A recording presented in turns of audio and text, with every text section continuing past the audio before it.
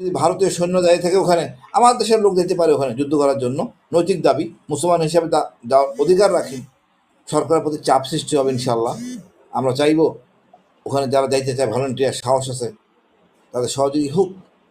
আমরা তো ত্রাণ দিয়েই সীমাবদ্ধ, পণ্য বর্জন মধ্যে আমরা সীমাবদ্ধ। সরাসরি যাইতে পারি, যার অধিকার থাকে আমাদের, সেই সুযোগ দেওয়া উচিত সরকারের। মূল কাজ তো সৌদি আরবের, আশেপাশের রাষ্ট্রগুলির। এত শক্তিশালী রাষ্ট্র দেখেন, তারা নিশ্চুপ হয়ে তাকায় আছে। বেইমান গাদ্দার মির্জাফর আমাদের দেশে না, মির্জাফর সবচেয়ে বেশি মনে হয় ওই আরব রাষ্ট্রগুলিতে, যেখানে আমাদের পবিত্র কোরআন নাজিল হয়েছে। মূলত এই লোকগুলো যদি এরকম গাদ্দার হয়, আমরা কি করতে পারি? এতটা গাদ্দার মানে আরব শাসকরা, আশেপাশে যারা আছিলেন, যা একটু করে ইরান, তাকে আমরা সুন্নি বানাইয়া তাকে দোষারোপ দিচ্ছি। একমাত্র ইরানই করতেছে ভালো কাজ, আর কেউ বাংলাদেশে না। আজকে মার্চ ফর গাজার যেই কর্মসূচি ছিল, সেই কর্মসূচি থেকে আন্তর্জাতিক মহলে কি বার্তা যাচ্ছে, বা এই যে মানবতার জন্য বাংলাদেশের ইউনিটি অন্যান্য দেশে হয়েছে, কিন্তু সবচেয়ে আমার মনে হয় যে আকর্ষণটা বাংলাদেশেরটাই বেশি হয়েছে। ইভেন ইসরায়েলের পত্রিকাগুলোতেও এই নিউজ প্রচার হয়েছে। আপনি কি বলবেন সেজন্য হাসিনুর রহমান? আচ্ছা ভাই, মানে খুবই দুঃখজনক। মানে কি বলার আছে, আমরা মুসলমান গরিব দেশ, তাই হয়তো আমরা একত্রিত হয়েছি। আরবের মতো অত সম্পদশালী হলে হয়তো একত্র হতে পারতাম না। দোষটা তো আরবের, ওই আশেপাশে যে দেশগুলি, তাদের দোষ। আমাদের তো সব দায়বদ্ধ না। আমরা মানবিক কারণে হয়তো গেছি, আমরা কাঁদতে পারি, আল্লাহর কাছে দোয়া করতে পারি। হ্যাঁ, আমরা আরও পারি পণ্য বর্জন করতে, ওই চেতনা ধারণ করতে, কিন্তু মূল কাজ তো সৌদি আরবের, আশেপাশের রাষ্ট্রগুলির। এত শক্তিশালী রাষ্ট্র দেখেন, তারা নিশ্চুপ হয়ে তাকায় আছে। বেইমান গাদ্দার মির্জাফর আমাদের দেশে না, মির্জাফর সবচেয়ে বেশি মনে হয় ওই আরব রাষ্ট্রগুলিতে, যেখানে আমাদের পবিত্র কোরআন নাজিল হয়েছে। মূলত এই লোকগুলো যদি এরকম গাদ্দার হয়, আমরা কি করতে পারি? আমার মনে হয় আমরা এখন সবাই মিলে এক হইতে পারি। ভারতীয় পণ্য একদম টোটাল বন্ধ, এটাকে একটা অপরাধ হিসেবে গণ্য হবে। রাষ্ট্রীয়ভাবে এই স্বীকৃতি আসা উচিত। ভারতীয় পণ্য বিক্রি মানে রাষ্ট্রীয়ভাবে অপরাধ হবে, এটাকে আর প্রশ্রয় দেওয়ার কোনো স্কোপ নাই। তখন পর্যন্ত আপনার এইটা সুষ্ঠু সমাধান না হবে। এবং এটা আজকে একদিন না, বছরের পর বছর, যুগের পর যুগ এই নির্যাতন অমানিক আচরণ করে যাচ্ছে। আমরা কিন্তু কোনো ফসল আনতে, মানে সুফল বয়ে আনতে পারি নাই। তাই আমি আশা করব আমরা যে এক হইতে পারি, এই একটা ঐক্য। এবং মনে রাখবেন, ইসরায়েলের বন্ধু কিন্তু ভারত, ভারতের জন্য শিক্ষা হওয়া উচিত। সুতরাং ইসরায়েলের অতি আপন বন্ধু, এবং তার জনাব যে আসিফ রহমান, মুসা। ইসরায়েলের বন্ধু ভারত, এবং তারা কিন্তু গত কয়েকদিন আগে যোগী আদিত্যনাথ তিনি তাদের লোকসভায় বলেছিলেন 5,600-র উপরে ভারতীয় সৈন্য ইসরায়েলে ফিলিস্তিনের বিপক্ষে যুদ্ধ করতেছেন, এবং তাদেরকে বেশ সুযোগ সুবিধা দেওয়া হচ্ছে, এবং যেই ক্ষেপণাস্ত্রগুলি তারা নিক্ষেপ করছে গাজায়, সেখানে ভারতের পতাকা সম্বলিত কিছু অস্ত্র পাওয়া গেছে। এখন ভাই দেখেন, আমাদের যে আজকে বাংলাদেশের পতাকা নিয়ে আমরা যাই আজকে ফিলিস্তিনে, আমাদের বলা হবে জঙ্গি। আর ইসরায়েলের বিরুদ্ধে ভারত যাচ্ছে, আমরা জঙ্গি বলতে পারতেছি না। বলবে কি? আমাদের নেতাদের বলা উচিত, মুসলিম শাসকদের উচিত এখন এক হওয়া। এই জন্য খিলাফত কথা বলে আমি হাসিন হয়ে যাব জঙ্গি। খিলাফত শাসকরা মিলে একটা সিদ্ধান্ত নেই, তারা এক হোক, খিলাফত বাহিনী বানাক। এখন এটা তার নৈতিকতা প্রশ্ন। এইভাবে মানুষ মেরে যাবেন, শিশু, নারী, আমরা কোনো কথা বলবো না, মুসলমান চুপ করে থাকবো? আমাদের কিছু করা উচিত। আমরা এখন যদি ভারতীয় সৈন্য দাঁড়িয়ে থাকে ওখানে, আমার দেশের লোক যেতে পারে ওখানে যুদ্ধ করার জন্য, নৈতিক দাবি, মুসলমান হিসাবে যাওয়ার অধিকার রাখি। সরকারের প্রতি চাপ সৃষ্টি হবে ইনশাল্লাহ।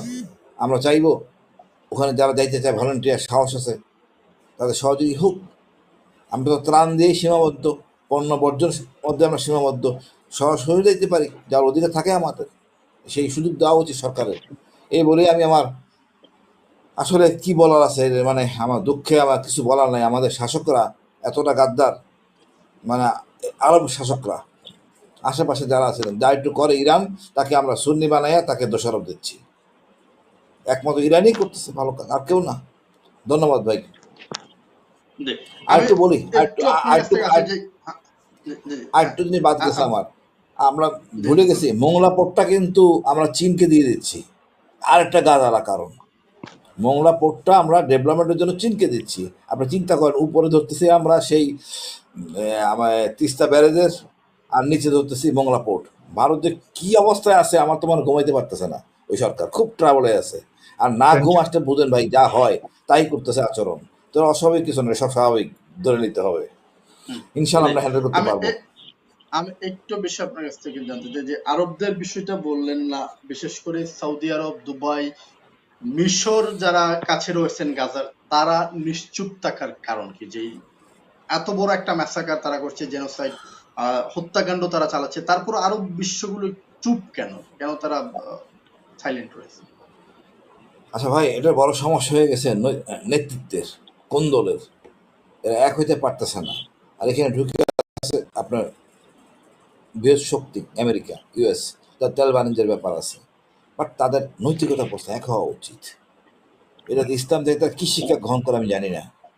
ইসলামের মূল জিনিসটা যদি না আসে তারা, এটা তো যায় না। আমরা মানবাধিকারের কথা বলি, দেখেন তারা ইসরায়েল কি করতেছে, কি মানে এটাকে নতুন না, দীর্ঘদিন যাবৎ স্বীকৃতভাবে আমরা কিছু করতে পারতেছি না। আমরা মানে হতাশ হওয়া ছাড়া আরব রাষ্ট্রদের প্রতি আমাদের দুঃখ আমরা তো আবার বলতে পারি না, মক্কায় যাব না। এখন কি বলার আছে আমি আসলে ভাষা খুঁজে পাচ্ছি না। আমাদের কবিতা, গল্প, লেখনের মাধ্যমে আমাদেরকে প্রকাশ করতে হবে। এই যে আন্দোলন করলাম, আজকে ছাত্ররা সবাই আসলেন শাহবাগে, এটাই আমাদের চালিয়ে যেতে হবে। ইনশাল্লাহ আমরা কন্টিনিউ করব। আরব রাষ্ট্রদেরকে চোখ খুলে, এরা আসলে আসলে আরব রাষ্ট্ররা এরকমই, মানে নবীদের কত কষ্ট হয়েছে আপনারা দেখেন এদিকে সোজা করতে, কিন্তু সোজা হয় নাই তো। আল্লাহ ভরসা। জি, ধন্যবাদ ভাই। জি।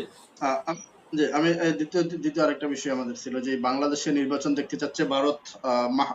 ওয়াহিদ ভাই কিছুটা আলোচনাটা টাচ করেছেন যে এস জয়শঙ্করের বক্তব্য, বাংলাদেশের সবচাইতে মঙ্গল চায় ভারত, বাংলাদেশে সুষ্ঠু নির্বাচন চাই, ভারত গণতন্ত্র প্রতিষ্ঠায় অতি দ্রুতই তারা নির্বাচনও দেখতে চায়।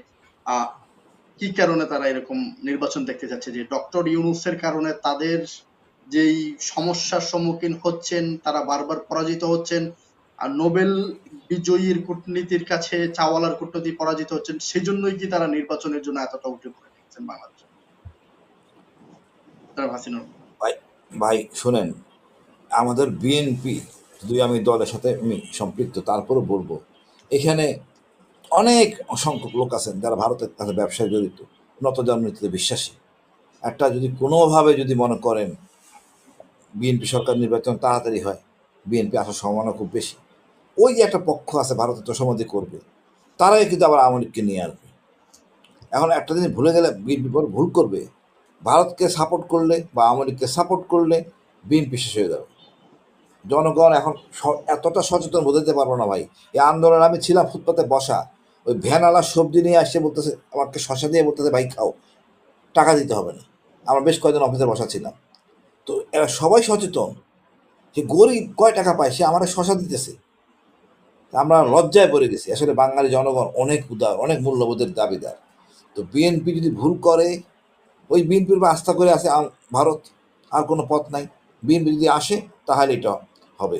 আমার মনে হয় এই যদি ভুল ভারত বিএনপি এই সুযোগ হয়তো এত সহজ হবে না ভারতের সাথে নতুন কিছু করা। ভারতের আধিপত্য মুক্ত হবে বাংলাদেশ, সোজা কথা। যে দল মানলে মানবে, না নাই। আমরা ছাত্র জনতা এই একটা জিনিস শিখছি, প্রতিদিনে দিনে শিখতেছি, ভারত আমাদের শত্রু। স্বাধীনতার পর থেকে অদ্যাবধি ভারত আমাদের শত্রু, বা আজীবনের শত্রু। হ্যাঁ, আওয়ামী লীগ হলো 2 নম্বর বা 1 নম্বর, যাই বলেন, দুজন ভাইস ভার্সা, কেউ কারো চেয়ে কম না। তো শত্রু চিনতে আমরা চিনে ফেলছি, এটাই আমাদের সাফল্য, এটাই আমাদের বিজয়। ধন্যবাদ ভাই।